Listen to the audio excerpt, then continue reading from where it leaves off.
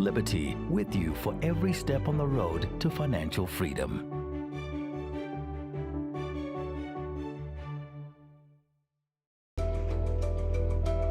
So after a long and tough year, a well-deserved break might be on the cards, or perhaps you're looking forward to treating yourself with some new gadgets, some clothing, and a little bit of pampering.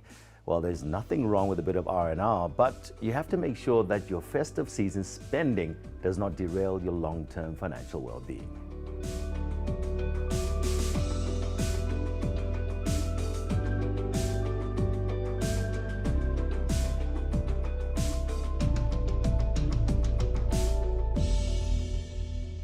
Carlo, welcome to FinSmart. Now, what are the typical or common mistakes that people make financially during the festive season? During the festive season, we get bombarded with marketing. The shops are calling us in to sell everything that typically we don't want. And we head for the stores and really spend what we have in the bank. The thing about the festive season is, we all want to spoil our families, our loved ones and so forth. These are emotional decisions, aren't they? Very much so. Impulse buying, emotional decisions, I need to spoil. But again, I think we need to get away from that stereotypical type of December and say, what is the festive season really about? The festive season is really about family. And that's where we should actually really be spending the time, not necessarily splashing out that whole salary and think that this is what I need to do. You should actually turn around and say, what do I actually need? Make a plan before you actually go through to the store, buy those needs, and like I say, not get sidelined by the idea of things that you typically would not buy on a normal day. Yeah.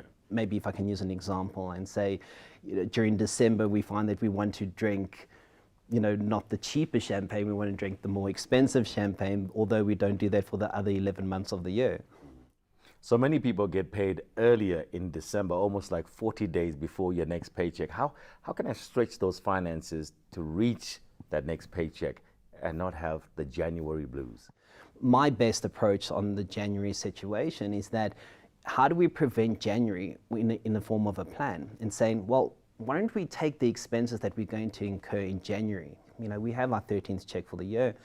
And if we use that 13th check and say, let's cover all those costs in January, even if it's only a portion towards uniform, school fees.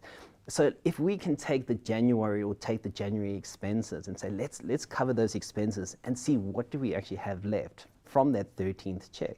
The best approach I've also seen is that some people actually start saving during the year.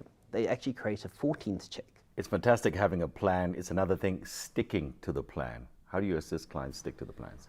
That is the hardest part. It definitely takes two to tango, and especially with a financial plan, it has to be a part on both sides. So I think putting a plan in place is being realistic. Create that, what do I actually need, opposed to things that are extra or additional. The actual end of the year is probably one of the best times you can spend with your financial advisor, because if you put a plan in place for the new year, you start the new year off on a really good step, and your 2022 is going to be great. So there it is. Nobody's actually saying you can't unwind and treat yourself and your family after a long year. But just make sure that you can actually afford it so that you don't start the new year indebted and under a lot of financial pressure.